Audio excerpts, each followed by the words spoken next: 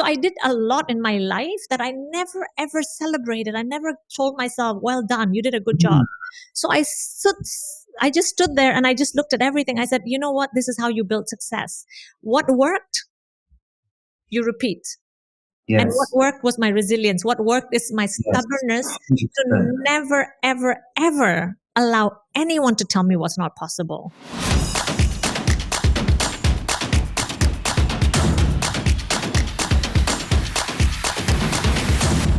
Meena Adnani, welcome to the Purpose-Led Leadership Podcast. Delighted to have you on the show. We were connected via our mutual friend, Steve Ware, who's obviously a great human being.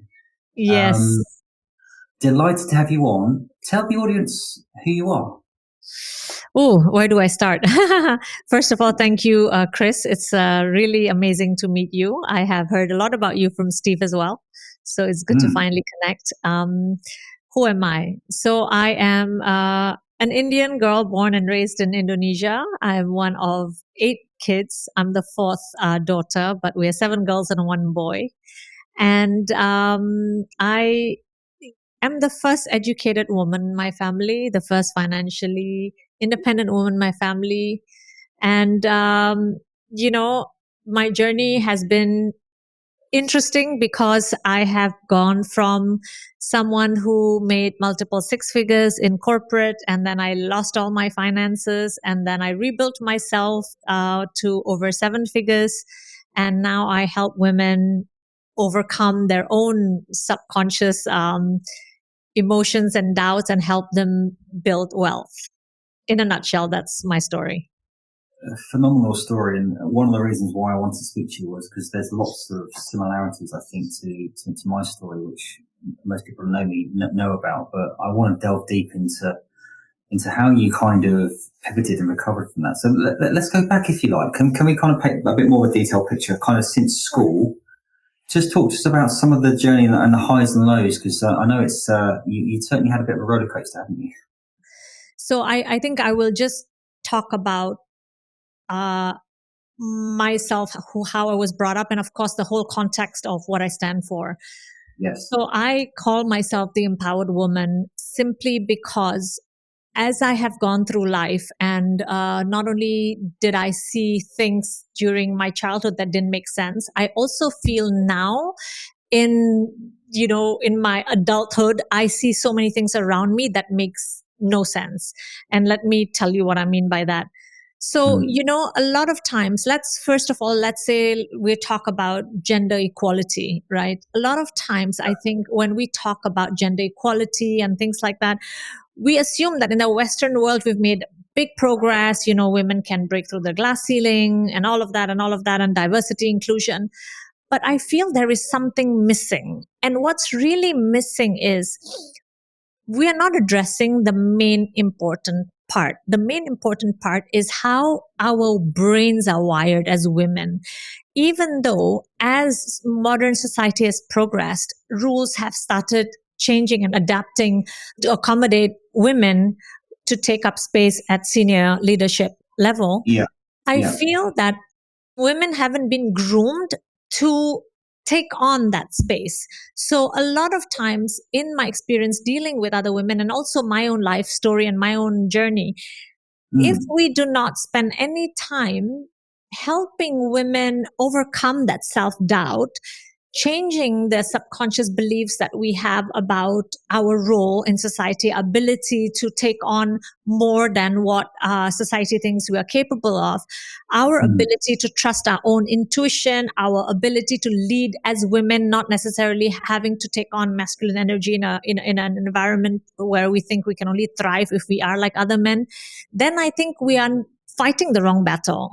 And that's why I'm very passionate about empowerment, because a lot Yeah. of times when I talk about empowerment, people think it's something that, it's like something you need to deal on the outside. But I think an empowered woman is someone who really is very connected with herself, who trusts her own intuition, who is able to think clearly about what works, what doesn't work, understands her actions leads to consequences, doesn't expect other people to validate her.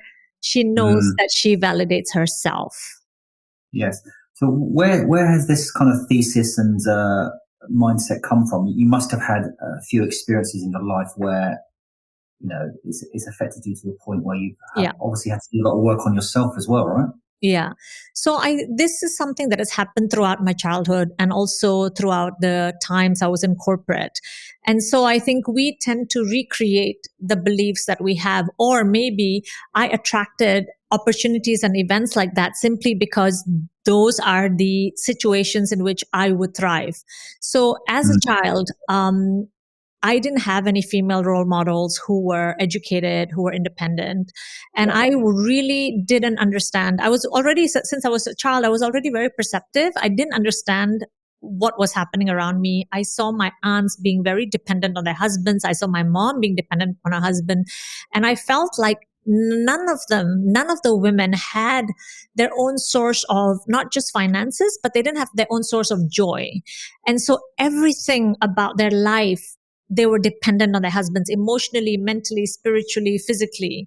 And I felt Mm. that there was something wrong with that picture. And then being Mm. brought up in the Asian context as well, you're constantly, um, you know, ingrained with this belief that if you're not married, you're incomplete. Yeah. And so Yeah. as a child, I never understood that. And I said, I believe in God a lot. And as a child, I said, if God exists, why would he make a human being who's incomplete? I didn't Hmm. understand that part. And then Yeah. as I grew up, I started thinking about, and I have no idea where I got this belief from, but I kind of Mm. knew the only way for me to break this societal norm is for me to find a way to become financially independent. Because I knew Yes. that for as long as I was dependent on my father or my husband, I have to live based on their rules. And I knew that I needed to be financially independent. So I remember Mhm. watching a Bollywood movie with my aunts and my mom. And for the first time in my life, I saw a female lawyer who was very, very confident. She spoke her truth, and no one could tell her to shut up and sit in one corner. And when I saw that, every core of my being, I said, I am going to be her. I didn't know what it took to be a lawyer, but I just decided I was going to be a lawyer. And Right. Okay. throughout my childhood, I said to my uncle, I want to be a lawyer. And he laughed at me and he said, you mean you're going to hang your degree above the stove while you cook for your husband? And when I heard Wow. that at first as a child, again, you don't know what to believe in. You have these grand dreams, and then someone just bursts the bubble and you kind of like go back down and you're like, I don't know much about life. He knows better than me. So maybe I'm just being ridiculous. But I'm so grateful that since I was a child, I had this really massive resilience. And I said to myself, watch me. I'm going to make it happen. Mm. And Yeah. literally within 15 years, I qualified as a solicitor in the UK and an attorney in New York. And so throughout my life, because I was able to break that, he underestimated me. I was able to prove that I was much more capable than what he said I was, and I was much more Mhm. capable than what I thought I was. Throughout my entire corporate life, I constantly was put in situations where people were telling me all the time, you're the wrong person for the job. You will not be able to achieve these goals. And I always achieved much more than my predecessors. Yeah. So although you had these challenges and these people telling you you're not good enough and you're not worthy enough, it felt as if that almost acted as fuel for you to go in the Yes. opposite direction. Isn't Yeah. that's an interesting kind of psychological viewpoint of that? Why do you think that is? Have you got any sort of Yeah. understanding as to sometimes these things can actually help us in a way? I think I know exactly why. You know, in a lot of households, when you grow up and then you go to school, you go to university, the challenge you usually only have is, oh, which university should I pick? Oh, which major should I pick? Because it's taken for granted that you will go to school, you will go to university. Yes. In my case, my why was extremely big. What really pulled me forward is, if I do not get financially independent, I go back into that vicious Mm. cycle of self perpetuating cycle that I was trying to fight my entire life. Yeah. So Yes. the Yes. reason I think I have that level of resilience is because I had to fight much harder than most people needed to, because Mm. in my case, if I did not get to where I said I was going to get to, the alternative wasn't attractive. I think there's a real truth in that, in terms of even in the sales environment, when people need the money, they tend to work harder. Or, I think sometimes adversity.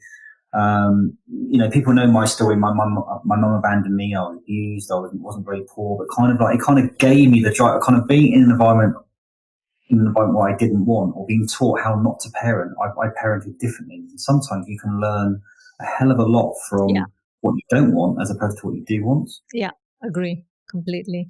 I remember reading this story, and I hope I get this right.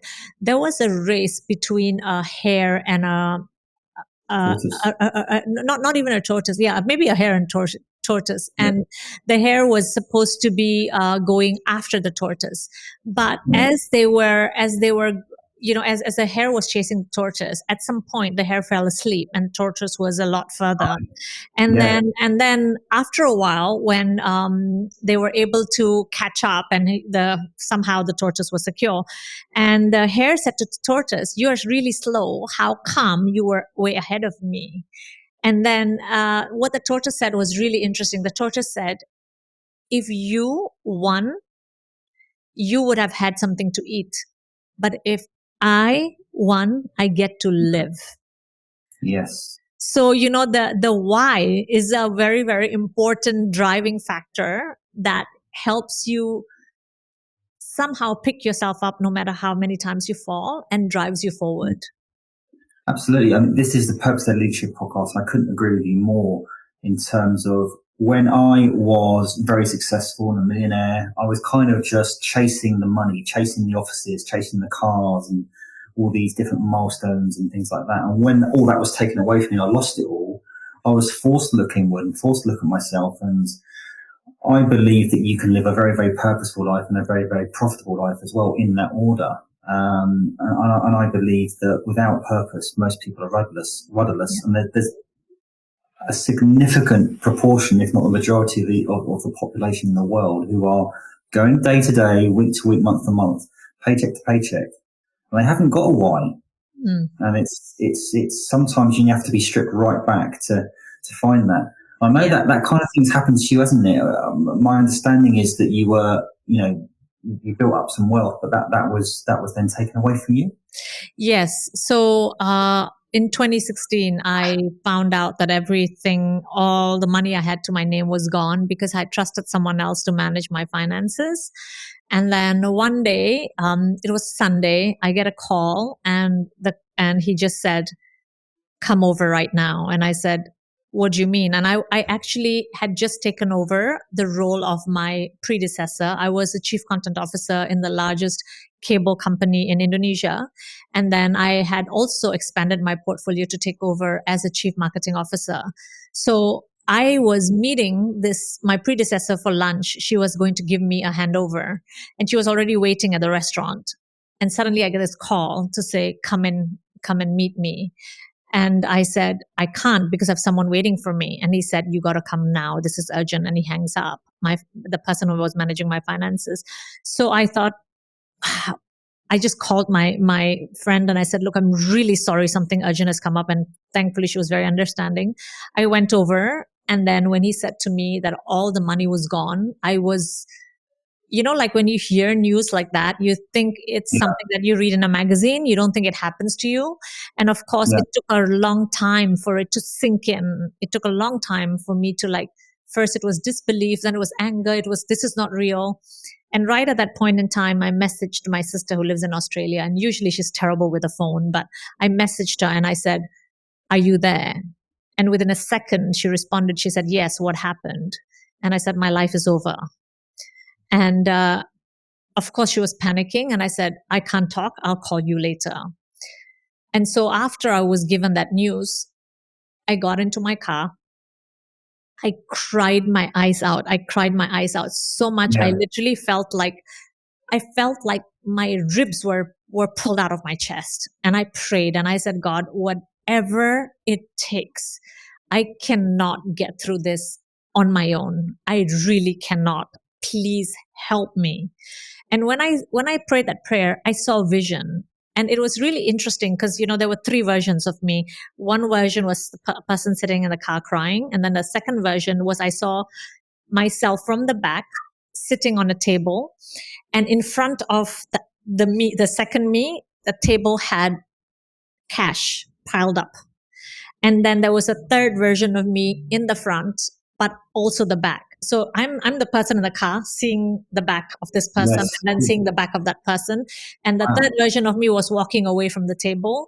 And then there was this voice saying, never turn back because you will never live a day on your bottom dollar. Wow. And I didn't know what to make out of it, but I just cried and cried and cried, and I just like had enough courage then to call my sister. And after that, I rang my sister. I told her about what happened, and I was really grateful that she didn't judge me for making the bad decision of trusting someone else with my finances. I was really Yeah. grateful that she was there, and at the end, what she said was very profound. She said, Meena, she said, when you said to me that you lost all your money, I thought you got raped. And I kept quiet. And she said, do you understand the psychological trauma of a person who gets raped? She said, and I'm not saying you would not have bounced back, but you know what? I'd rather you lose that money, she said. Yeah. And Right. that gave me perspective. That gave me perspective. Yeah. Absolutely. Absolutely. Yeah. I mean, how much was it that you lost?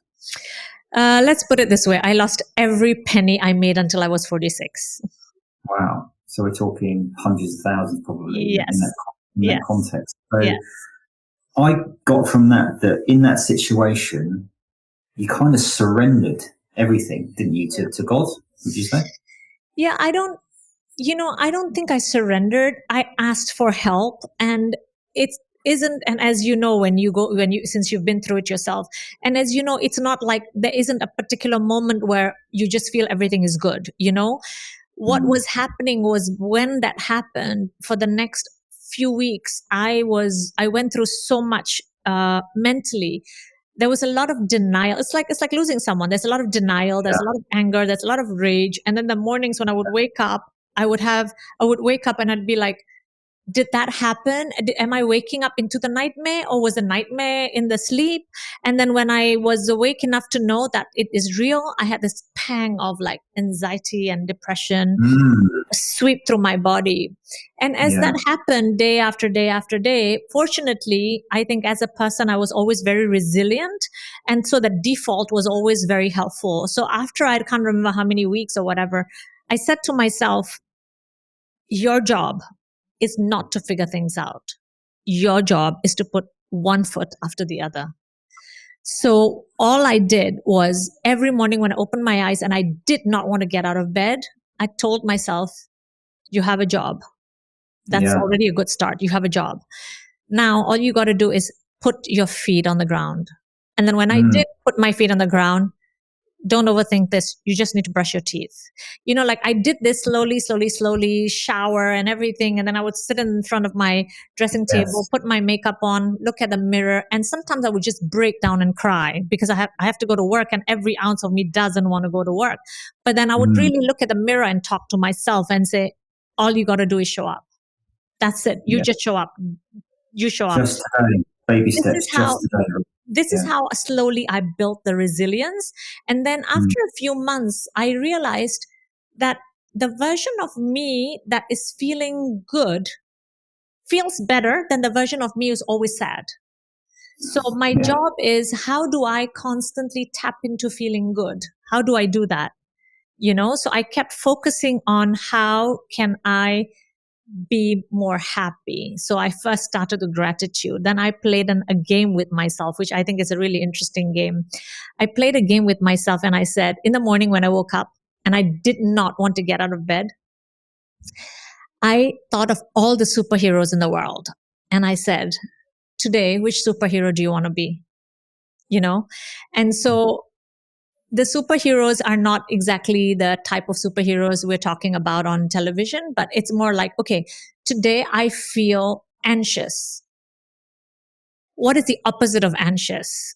Happy. So I'm going to be the superhero that is always happy. What can I do to be happy today? And sometimes it's about you smiling at a stranger. Sometimes it's about you, giving money to the poor. Sometimes it's about you just, I don't know, doing something nice for other people. And that brought me joy. So every day I just learned little by little by little to get myself I think in a place that's where I was mentally happy.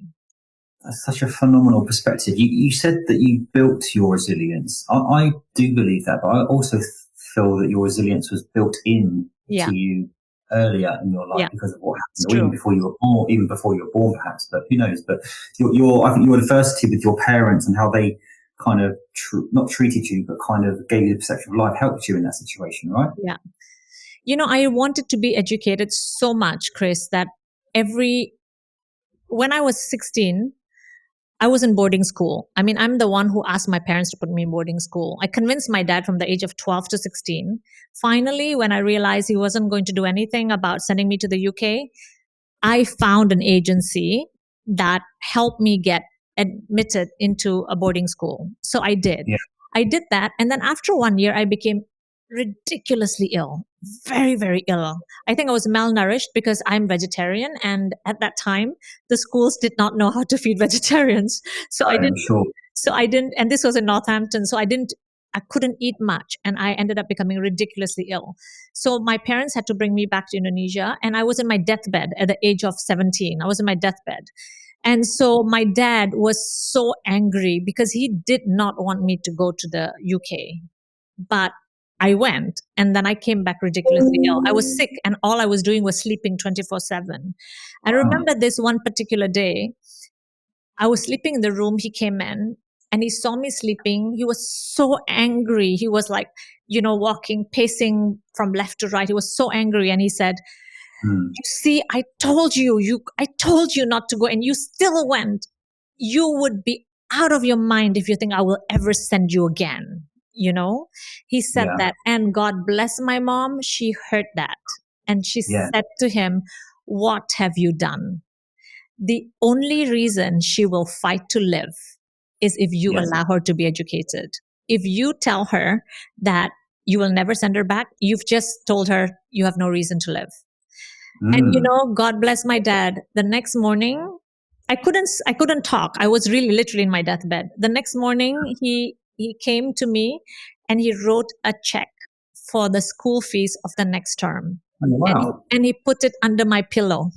And he Yeah. said, "You recover, I will send you back." And I Yes. recovered. Oh, wow. That's amazing. So, going back to obviously the initial impact of you losing that money, the first 2, 3, 4 weeks, as you said, it's shock, it's disbelief, it's anger, it's anxiety, it's trauma. I've been there myself, and it's almost like you've been hit by a wrecking ball.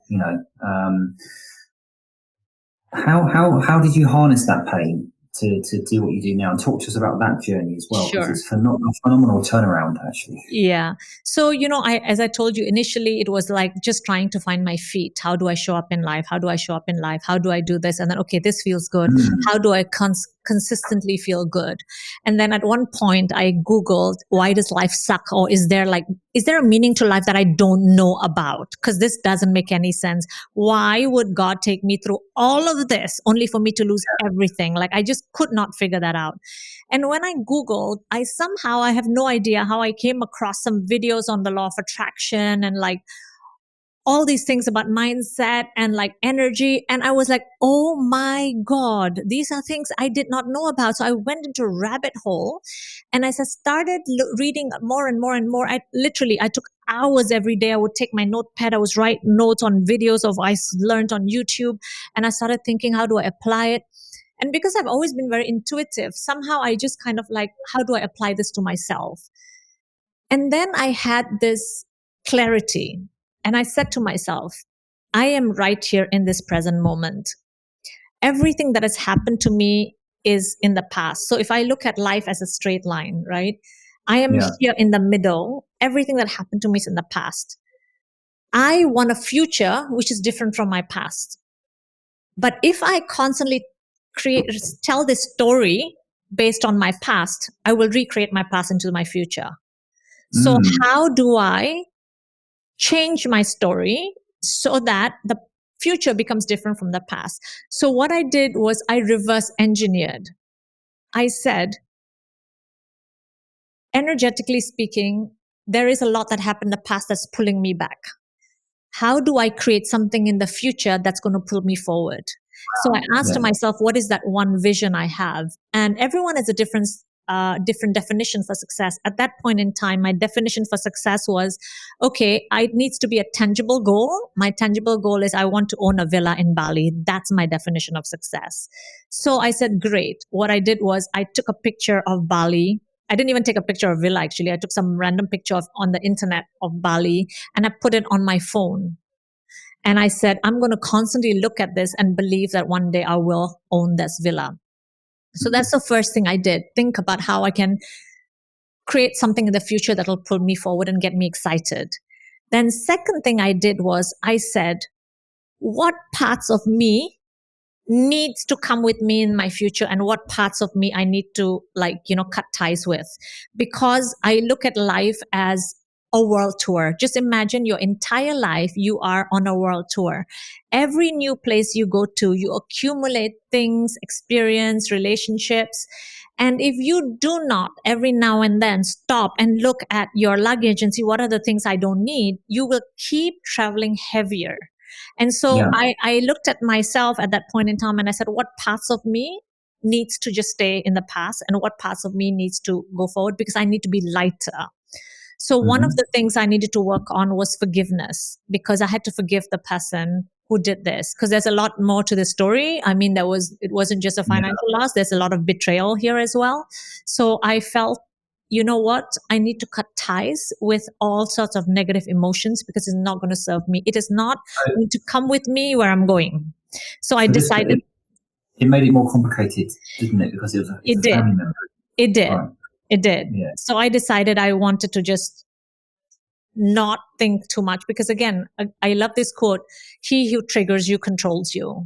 And when you energetically invest in something that depletes your energy, you don't have enough energy to play with to create your future.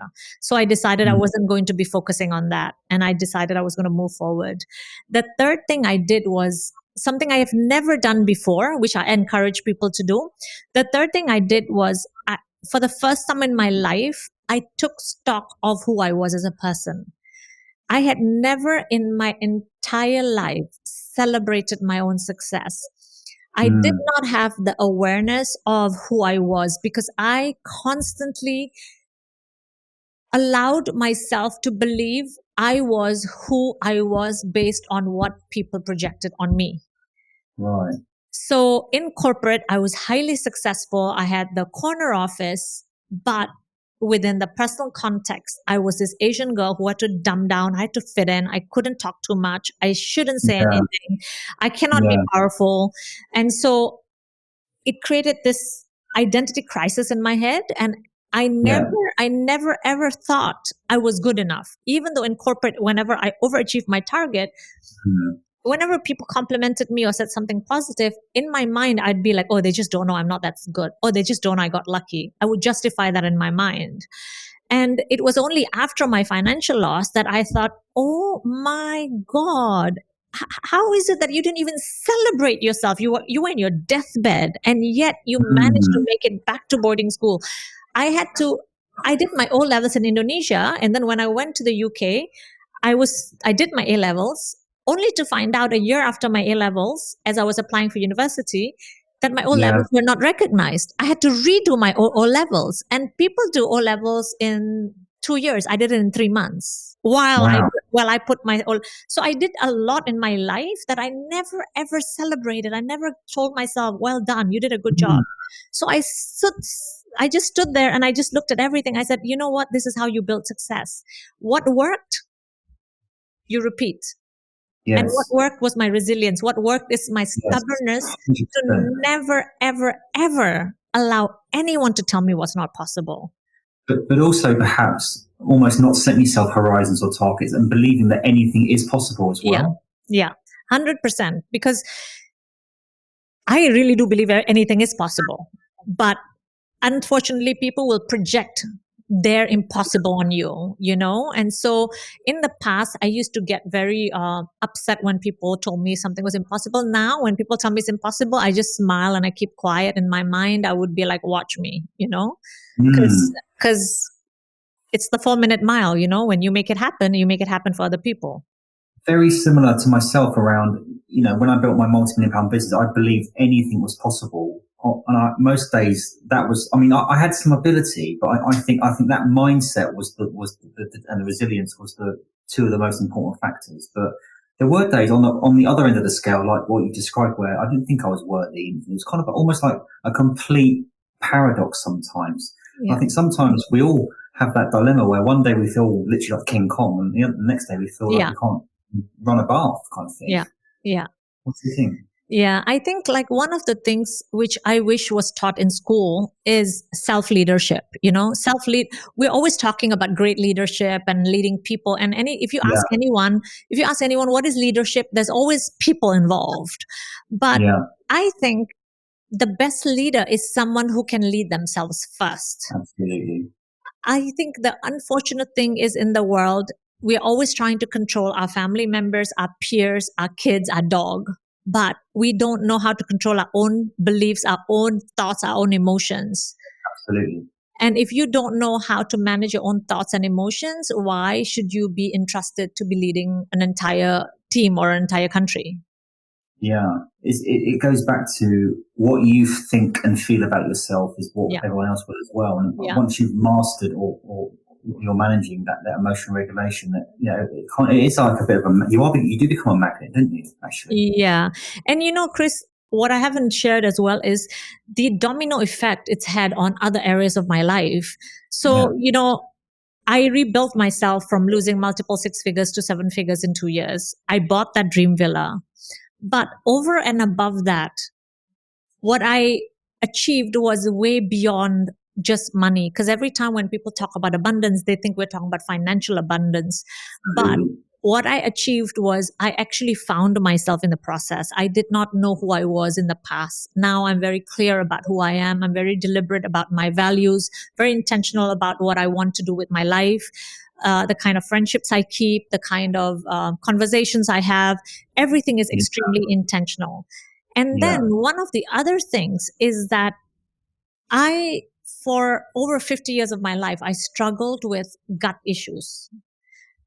I had severe gut issues. I had been to the doctor so many times, and the doctors would tell me, oh, you need to be on a SIBO diet and you need to, do all these things. And I did colonoscopy, endoscopy, and like a million other things. And every time the doctor would tell me, they would see my insides and say, oh my God, it's really sore, it's really red, and what is it that you're eating? You should stop eating all these things.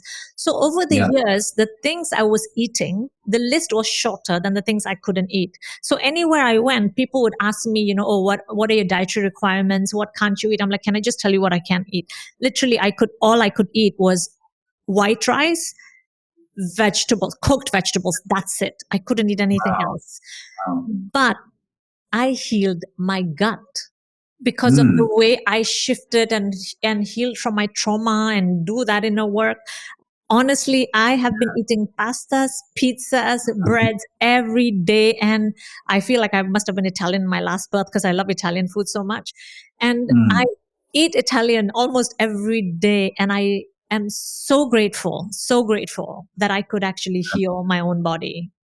And that's where we say that I think money is absolutely important, but the real wealth is inside, isn't it? And Yeah. I think you're a prime example of achieving that purpose, and the money is the byproduct of having that intention and that purpose. And I think I'd love to know a bit more about how you got to those seven figures. Sure.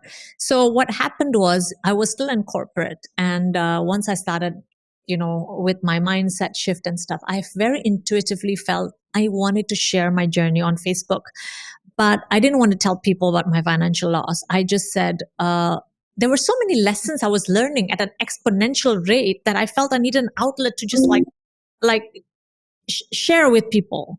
And so I started writing on Facebook. A lot of times it was about managing emotions, and if you're going through a hard time, these are the things you should do. And Mm. my post started getting traction, but then I was a bit embarrassed because there were like family members and all these people. And I thought, you know what, I'll just create a small little group. So I created a small little group, like a group of 50 people. And then my friends started adding friends and adding friends and adding friends. And I started getting messages from women. And it's so interesting because I was talking about things at a very generic level, but of course, with very clear advice on what are the things you should do. But then I'm getting messages from women dealing with things that I have never dealt with. Like, for example, dealing with post baby blues, after giving birth, they're struggling with depression. And then because I was writing a lot about emotional, turmoil and how to manage it, they could relate to my post. And I was like, wow, this is really interesting. So I started Yeah. writing a lot. And then out of the blue, one day, one of my friends who was in the group messaged me. She was always a silent participant in the group, a silent spectator, I should say. She messaged me and she said, I've been following your journey, and I'm so inspired by what, how you've been growing. And then she said, there are some companies who are looking to be coached. And she said, can I put you in touch with them? Because she said, my hands are full and I think you would be an absolute match. And I said, okay, like thinking this is totally random, but that's fine. And then I was introduced to a couple of companies, and then I met them. And then interestingly, these were companies in the food and beverage industry. I do not have food and beverage experience, but my experience is more, I can think outside the box. I can think from, okay, this is a revenue goal. How can we become extremely innovative in achieving it? So when I looked at the numbers and I saw that they were bleeding in one of the outlets, I asked them a lot of questions, and then they gave me the answers, and I said, okay, these are the things you need to do. And I think we tend to undermine how powerful confidence is. So Yes. because I'm a lawyer, I can speak I can speak clearly. I think people kind of find that like assuring. So they kind of easily trust me because they know, oh, she's not doubting herself. She seems to know what she's saying, So I gave them a lot of advice, and it was quite interesting because they didn't really know me well. I gave them advice, and we were supposed to meet the following month. By the time we met the following month, I was so amazed. They had followed through everything I had told them. They had already implemented everything I told them, and their revenue went up by 35%. Wow. And I thought to myself, wow, this is really interesting. So that's when I started attracting clients. I was very interested in coaching. And then what I did was I decided I wanted to launch my coaching business online. And so I started growing my Facebook group, became very intentional. And because I had been doing business development, sales, and marketing for the last 20 years, I thought I am going to help women scale their businesses. I'm going to help women make money and, more in terms of marketing and sales and business. So I used to do a lot of lives and talk a lot about business. But what was interesting is that I paid attention to what people were struggling with. What was interesting is I started to get to know people in my group. And then I started having one-on-one conversations with them. They were not interested in the business. They were interested in how I developed that grit, that resilience, that mindset. Because I talked a lot about creating a vision, and I talk a lot about energetics. They were more interested in that. Did you mention what happened to you? Did you explain your story, or did you leave that out? Good question. Initially, I didn't, but somewhere along the line, I had this massive epiphany, and I said, if I don't own my story will own me. Absolutely right. And so, if anything, that was the catalyst for your growth, your rebirth. Yes. So then I said, if I, being so independent, educated, and someone who had achieved that much, silenced my voice, what hope do other women have? And so then I really had to deal with that fear of sharing the story. And the thing is, once I started sharing that story, women who suffered financially in their businesses or lost their money at a personal level, they became my ideal clients. And this is the thing. This is the thing. You can have all the techniques, all the programs, all the platforms in the world, and be the corporate person. But people buy from people. People relate to people, and the power of your story and what it can give people, it gives them that confidence, and you've got that. Once you've got that trust, Yeah. you're flying, aren't you? Yeah. And of course, people get really inspired because then when I share about buying my property in Bali and stuff, and then they're like, oh my God, people ask to see the pictures and I share the pictures, and at the end of the Yeah. day, at the core of it, all of us are humans and we are people who are run by emotions. And when you can Yeah. touch on people's emotions, that really helps people grow as well. When do you feel the most emotionally connected to yourself? Throughout the day, every day. Right. Throughout the day, every day. And I kid you not, because I have developed my sense of awareness to a level where I'm constantly, it's almost like something is running in the background in me. So anytime if I feel something, I'm like, okay, why are you feeling that? How do you shift it? Why are you feeling that? How do you shift Right. it? So everything I'm intentional about. So for example, we were supposed to have this session, right? And I saw, okay, we still have 2 or 3 minutes. I get to a state. Okay, how do I get into the state? How do I? Because sometimes when you share the same story again and again, you're like, oh, I'm saying the same thing. Yes. But then Yeah. you have to really be connected to be able to share a story from a place of authenticity. Mm. Mm. And that comes with, I think that comes with having trauma, having adversity, I think. Yeah. And what I think is really beautiful for me is when I connect with potential clients, when I connect with clients, for me, it is such a joy. It is such a beautiful thing to,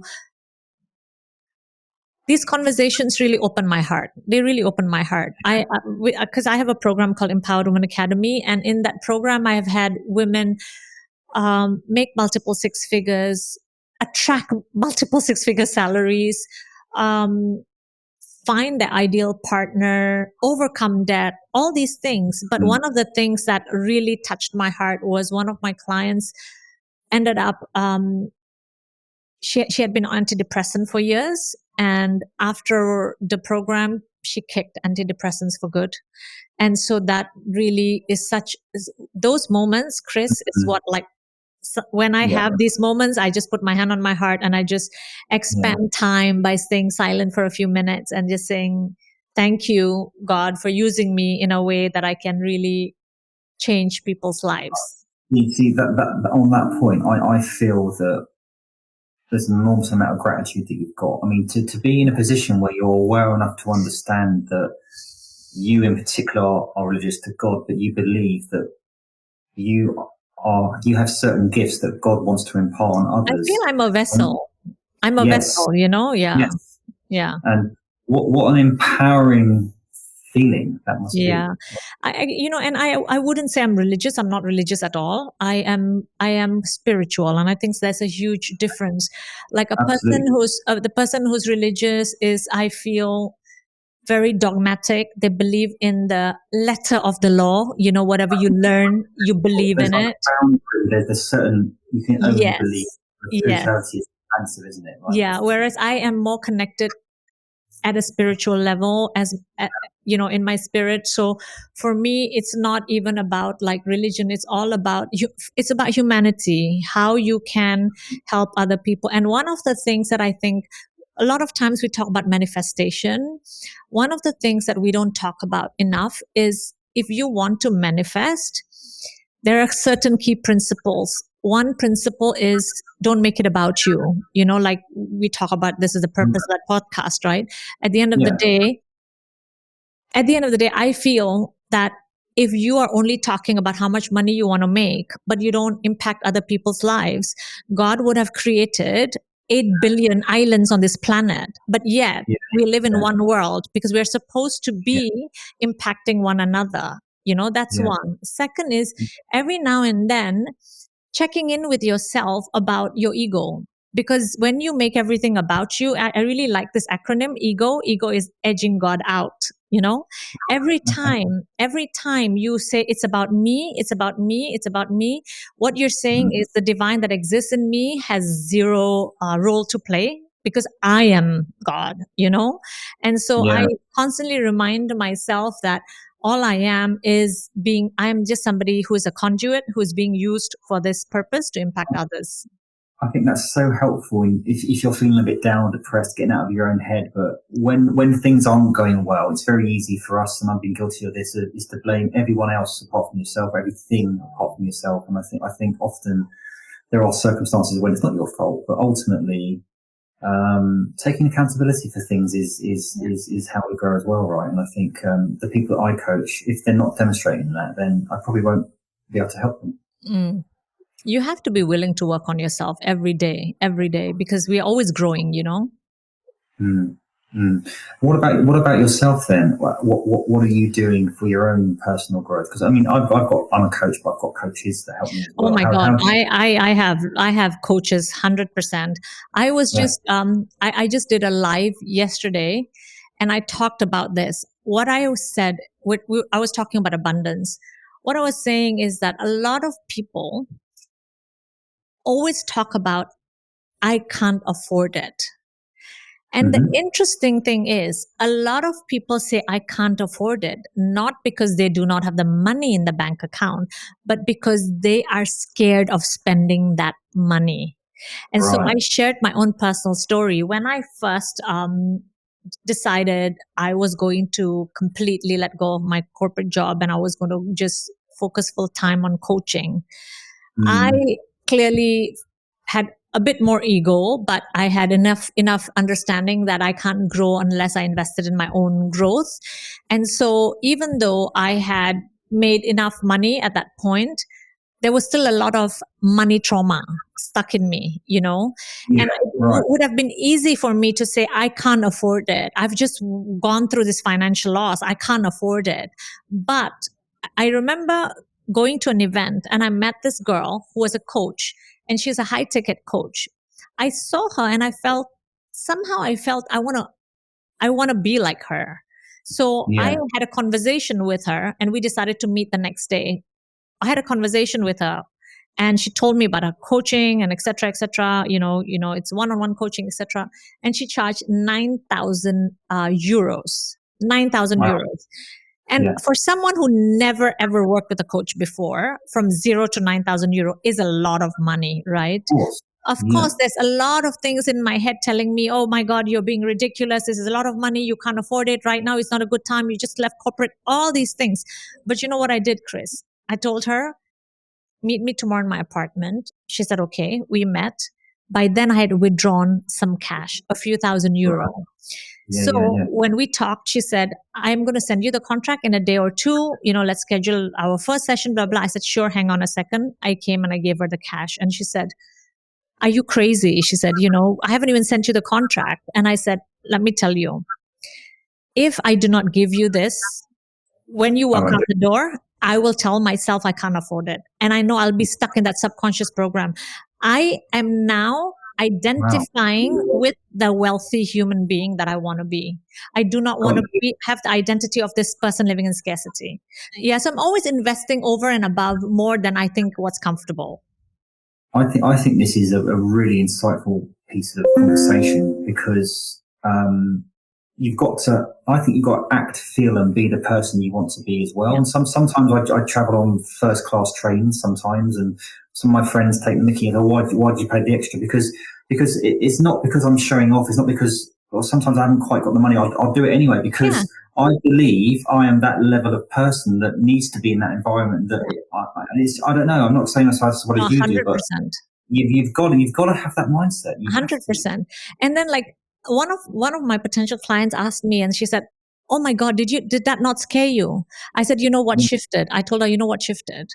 I said, right Mm. here, right now, you can make the decision that I will Yeah. stay in this scarcity 6 weeks from now, 8 weeks from now. I'll constantly tell the story, I can't afford it. Or you make the Yes. decision that I will make that money back. I said, I gave her that cash and I decided I Love will make that. that money back. And you know what? In less than a month, I secured my first client who paid me 10,000 dollars. My first Mm. client. So it really just goes to show that I think a lot of Yeah. people are just waiting for life to happen to them, but we don't realize we are happening to life. It's the opposite.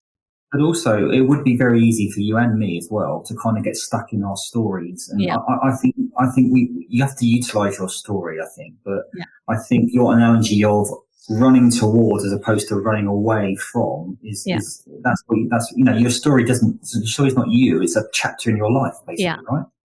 Yeah, I mean, we are we are meaning making machines. Our life always has a story. So I Yeah, feel, why not choose an empowering story? So for example, I shared with you the story of, when I was crying in my car and I saw that vision. I saw the vision yeah, of me sitting on a chair with cash. I could have said, "Oh, that's just a story." I could have just put that dream aside and I could have just said, "Oh, that was just whatever." But I yeah, chose that story to be the real story. So what I did is I constantly played that story in my head and I said, what would I need to be? Who do I need to be? How do I need to think in order to ensure that I am constantly living that story, that I will never see a day that I will lack, which means energetically, I need to change. I need to think like an abundant person. I need to constantly show up. I need to take inspired action. I need to impact people. How do I constantly live that story? And I promise you, Chris, it is yeah, crazy. If I tell you the yeah. stories I have, anytime I ran out of money, anytime, if my bank account dwindled somewhere, somehow, cash would come in. I promise you, this has happened again and again and again and again because Right. I choose to believe that was a true vision where God said, you will never live on your bottom dollar. I think that's right, Arthur. But even when before you had this, what happened? I think what happened was you'd lose the money, and you start to fear. This is what at least you might lose the money, but you might lose the money again. But you're still you still could get it back again. It's Yeah, nothing should phase you now, right? yeah, yeah. That's the thing I said to myself when I wanted to rebuild myself. I said, if even if my money is gone, there are so many parts of me no one can take away. Yeah, And yeah, that is more than enough. yeah. So, in terms of kind of coming to the end, absolutely fascinating. I mean, to achieve what you've achieved before what happened was amazing, but then to lose it all and then pivot and come back so quickly and strongly, and then helping other people it must give you a real sense of It's pride huge. and fulfillment. It's huge. Huge. I mean, huge. Even if I can make little shifts in people, clients, it's just beautiful. One of my clients, she is relatively wealthy, and I remember having a conversation with her, and she was talking about flying her mother somewhere. And I said to her, I want to ask you, is your mom being flown everywhere in economy? She said, yes. I said, why? Hmm. And she kept quiet. I said, how much money do you have? More than enough to last a few generations. I said, Yeah, why is your mother traveling economy? yeah, And so we had this conversation and she had this shift and she said, oh my God, I never thought about it. Because like I was saying to mm, you, a lot of people are stuck in scarcity even though they have money in their bank account, right? So yeah, I made her shift that. And it has been maybe a year or so. When I talk to her now, she always tells me, she says, I am so grateful for that decision you made me yeah, make. And she said, to yeah, see my mother never have to struggle, to suffer traveling like, long haul flights, she said, it brings me so much joy. yeah. So, in summary, then, what I'm getting is that what happened to you obviously was very traumatic, but the catalysts were forgiveness, acceptance, awareness, and action. Would I you like say? that. Yeah, I would say healing as well. Healing is a major part of it.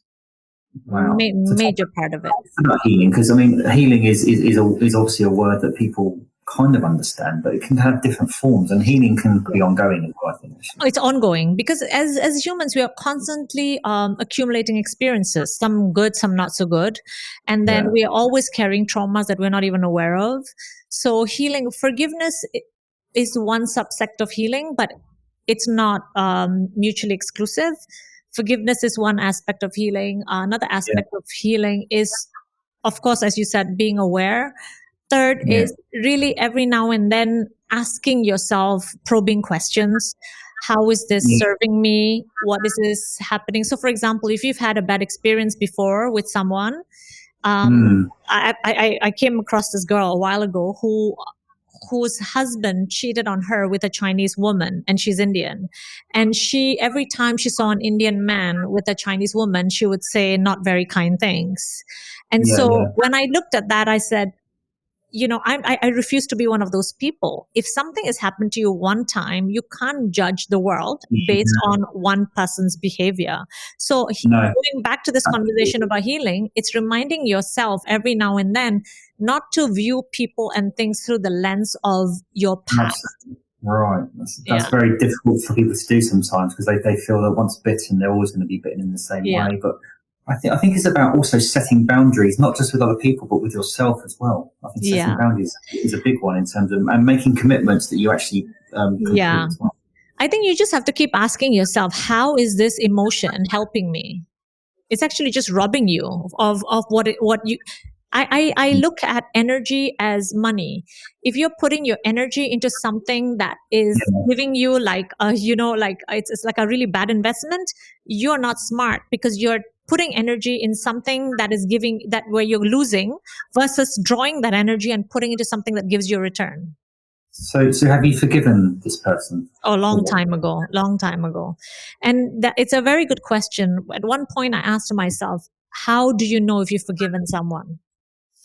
And I think I know the answer to that. The answer is, you know you've forgiven someone when someone talks about them, it doesn't, you don't feel anything.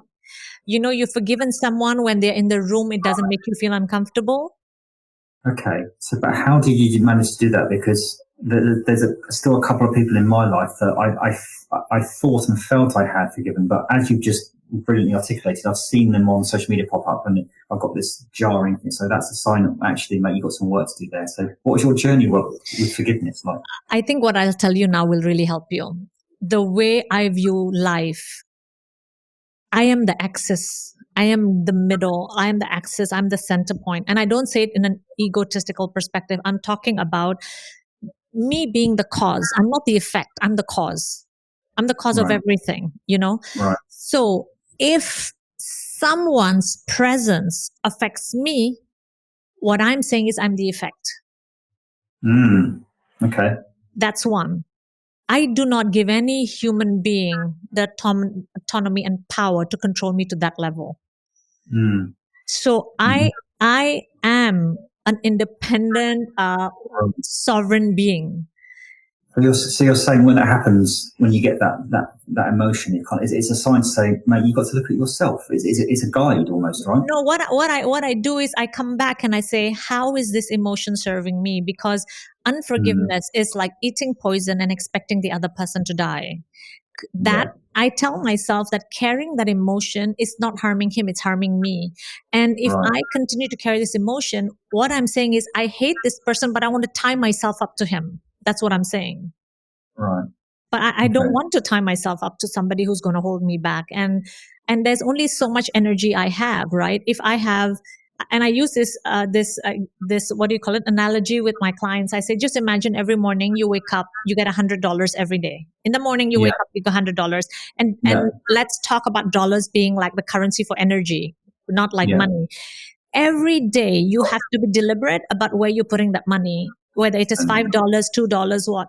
Anytime you mm, allow someone to trigger you, you are basically saying, this is a very bad fund. I'm losing money in the fund, but let me put more money into this fund, you know? yes, yes. Or you could use your other analogy of the superhero where you're feeling like that. Use the opposite maybe as well. That could be a good way of doing it, no? Yeah, that works as well. So I always, whenever I get upset, sometimes you get upset, you're not even aware of it. And something Mm, happened, you get upset, and I'm starting to work and I'm starting to feel not good. And then I tell myself, what happened? I was okay half an hour ago, but why do I not feel great? Then I think about it. I say, oh yeah, that person said that. And then I thought, really? Really? You're going to allow what someone Yeah. said to upset you. Come on, Meena, come on. You have much more power over yourself. I'm like, forget it. Then I come back to myself and I say, okay, let me focus on things that bring me joy. Then I look forward to the things that bring me joy, and then that's gone. Yeah. What an absolute pleasure. We could talk for 2 or 3 hours. I'm absolutely sure. Likewise, yeah. In closing, what advice or tips or guidance would you give men or women, sort of young entrepreneurs entering the world and want to make a success, if you want, of themselves? Yeah. It's a good question you ask, because that's true. Even though I talk a lot about empowering women, everything that I say applies to men and women. So the only advice I would say, if it was one advice, is there is always going to be a story that is the real story. The best part is you get to choose what that story is. You get to choose. Someone else will tell you you'll never make it. Someone else will tell you that, it's impossible. Someone else will tell you it's too late. All you got to do is create a story which is empowering, create a story which is aligned with your dreams versus your fears, and put every ounce of thought, belief, emotion, energy into that story, and you will make it happen. I think so. I think you touched on, when we talked about off air about having a vision board. I'm in my home office. I've got my values and I think it's visualizing it and living and breathing it, and you can create your own story almost, right? Yeah. One thing I would add to what you said about vision board, and I really hope this is something that will help a lot of people. We are so busy trying to achieve our vision. Can I just remind you, the life you're living right now is on someone's vision board. Yes.